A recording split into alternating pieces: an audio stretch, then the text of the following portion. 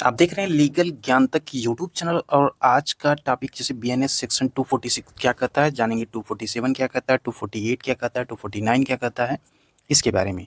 वैसे आप टीचर्स में देख रहे होंगे कि सेक्शन जो 246 बीएनएस का है, बीएनएस में कोर्ट में जो झूठा दावा किया तो उसके लिए क्या कुछ प्रोविजन किया गया है उसके बारे में बताता है। बाकी हम देखते हैं 247 248 उसके पहले नज़र डालते हैं एक बार बीएनएस के बारे में। बीएनएस को कहते हैं हिंदी में भारतीय न्याय संहिता और आपराधिक कानून है, क्रिमिनल लॉ है। अंग्रेजों के ज़माने में जो आईपीसी था, इंडियन पेनल कोड 1860 जो था, पूरी तरह से उसे चेंज कर दिया गया और 1 जुलाई 2024 को जो पूरे कंट्री में इसे लागू कर दिया गया था। अब यहाँ पे बीएनएस में जो होता है आईपीसी जो था और बीएनएस था। आईपीसी में क्या था, कुल 511 थी यानी 511 धाराएं थी। बीएनएस में उसे जो है समेट कर यानी छोटा करके 358 कर दिया गया है। अब यहाँ पे जो है बीएनएस में जो है कुछ प्रावधान किए गए थे नए।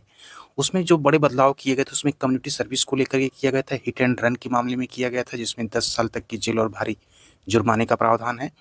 और एक था उसमें अगर कोई व्यक्ति अपनी असली पहचान छुपाकर जो है शादी या धर्म या नाम छिपाकर किसी महिला से शादी करता है साझी, तो उसको लेकर के 10 साल तक की सजा हो सकती है। राजद्रोह जो सेडिशन था उसके लिए आईपीसी में जो था 124 ए राजद्रोह को खत्म कर दिया गया है। इसकी जगह पे जो सॉवर्जिनिटी और यूनिटी को लेकर के जो है जो सेक्शन 152 जो है कड़े प्रावधान किए गए हैं।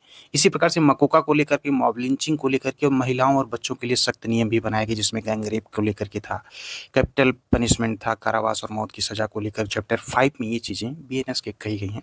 बहुत सारे इसमें बदलाव किए गए। तो जो पुरानी धाराएं थी उसमें जैसे मर्डर का 302 था आईपीसी में, उसी बीएनएस में 103 कर दिया गया। उसी तरह चीटिंग जो थी, धोखाधड़ी, जो कि हमारा आईपीसी जो पुराना था उसमें 420 था, 420 बोलते थे, अब उसे बीएनएस में 318 यानी कि 318 कर दिया गया है। उसी तरह रेप को लेकर के 376 था पहले आईपीसी में, अब उसे जो है 64 कर दिया गया है बीएनएस में। उसी तरह चोरी थेफ्ट जो था वो 379 था, अब उसे बदलकर 303 कर दिया गया यानी कि बीएनएस की सेक्शन 303 के अंतर्गत थेफ्ट आता है। गैर कानूनी ढंग से इकट्ठा होने के लिए जो सेक्शन पढ़ते थे 144 तो वो आईपीसी में था, अब इसे सेक्शन 187 कर दिया गया है नई में। तो कुल मिला के जो है बीएनएस और एक बीएनएसएस जो भारतीय नागरिक सुरक्षा संघ था, जो सीआरपीसी को बदला गया, इसमें एक बीएसए था जो भारतीय साक्ष्य अधिनियम यानी कि एविडेंस एक्ट को बदला। ये तीनों मिलाकर भारत की जो एक नई आपराधिक न्याय प्रणाली जो है बनाते हैं। तो चलिए हम बात करते हैं। न्यायालय में जो है बेईमानी से झूठा दावा करने के लिए जो है बीएनएस का सेक्शन 246 होता है और इसमें जो है 2 वर्ष तक जो है सजा, जुर्माना भी दिया जा सकता है। कहा जाता है कि जब कपटपूर्ण या बेईमानी से या किसी व्यक्ति को क्षति या न्यायालय में कोई दावा ऐसा करता है जिसके बारे में वो जानता है कि वह झूठा है, तो किसी एक अवधि के लिए जो उसी प्रकार का प्रोविजन किया कि उसे सजा मिल सकती है।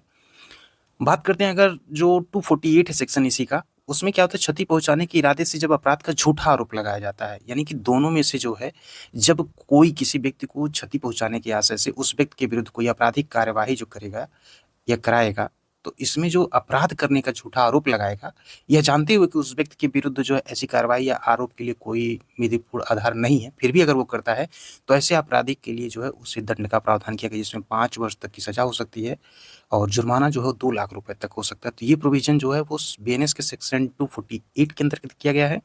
और एक जो काफी इंपॉर्टेंट है सेक्शन 249 जो है बीएनएस का, इसमें अपराधी को शरण देने के संदर्भ में है। यानी कि जब भी कभी कोई अपराध किया गया हो और कोई ऐसा व्यक्ति जिसके बारे में वो जानता हो या ऐसा कुछ अपराधी कानूनी दंड से उसे बचाने की आशय से अगर आश्रय देगा, छिपाएगा, तो यहाँ पे भी दंड का प्रोविजन किया गया है। तो वो सेक्शन है 249। तो 246 से लेकर के 249 की एक छोटी सी वीडियो आप देख रहे थे लीगल ज्ञान तक पे। मिलते हैं कुछ और एक इंटरेस्टिंग ऐसे नॉलेज के साथ। जो है चैनल पे पहली बार विजिट किया तो लाइक शेयर सब्सक्राइब करें। अपनी क्वेरीज कमेंट सेक्शन में पिन कर सकते हैं, कमेंट सेक्शन आपका है।